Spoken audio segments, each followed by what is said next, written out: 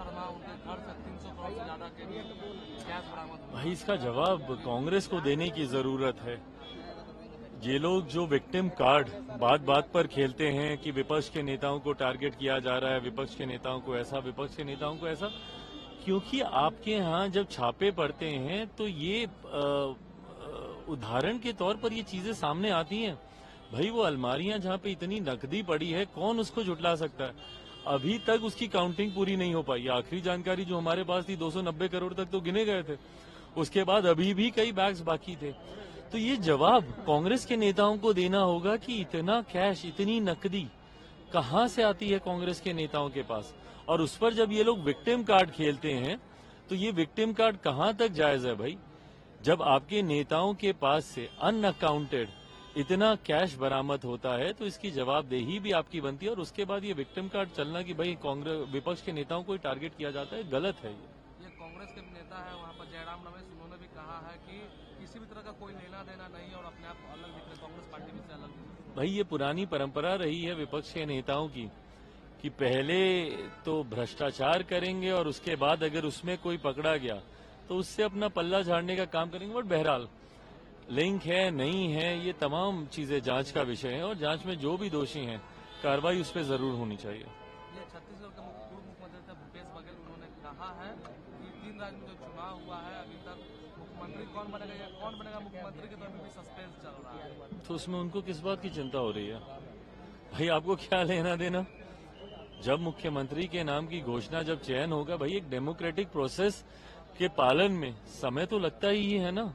आपने देखा कि अभी कल परसों 2 दिन पहले ऑब्जर्वर्स अपॉइंट किए गए हैं, वो लोग जाएंगे, विधायकों से बातचीत करेंगे और मुझे लगता है बहुत जल्द नाम सामने आ जाएंगे। दानिश अली थे बीएसपी के सांसद, उनको पार्टी का विरोधी कारण उनको निकाल दिया गया। भाई अब मुझे नहीं पता किन तस्वीरों से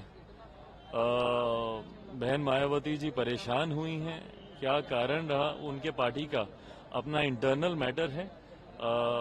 उनके पास पूरी स्वतंत्रता है किसको वो अपनी पार्टी में रखना चाहे, किसको नहीं रखना चाहे। बट हाँ, जो कारण सामने आए हैं पार्टी विरोधी गतिविधियों को लेकर, संभवतः अगर उसमें कोई सच्चाई होगी तो ये फैसला लिया गया होगा। इंडिया अलायंस की मीटिंग से पहले ममता बनर्जी ने पीएम को पत्र लिखा है और 18 से 20 तक मिलने का समय मांगा है। अच्छी बात है, मिले।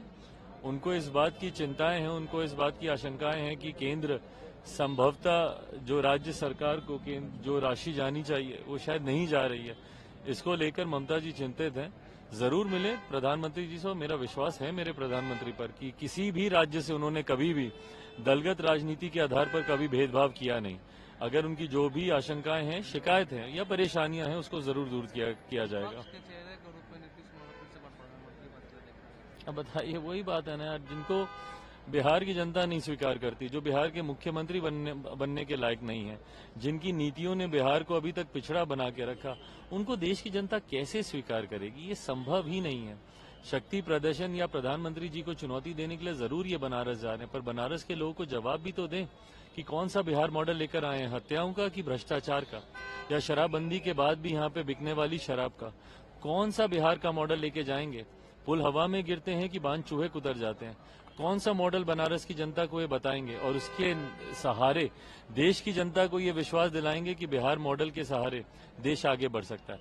हकीकत है मुख्यमंत्री नीतीश कुमार जी सिर्फ अब हाथ पैर मारने का प्रयास कर रहे हैं, ना विपक्ष के नेताओं का इनके ऊपर विश्वास है और जनता तो पहले ही विश्वास इनसे खो चुकी है। पूर्वी क्षेत्रीय परिषद की आज बैठक है, गृह मंत्री भी आ रहे हैं, 4 राज्यों के मुख्यमंत्री के साथ बैठक है। नहीं, अच्छी बात है, ये प्रक्रिया का हिस्सा है। मुख्य गृह ये बैठकें होनी चाहिए।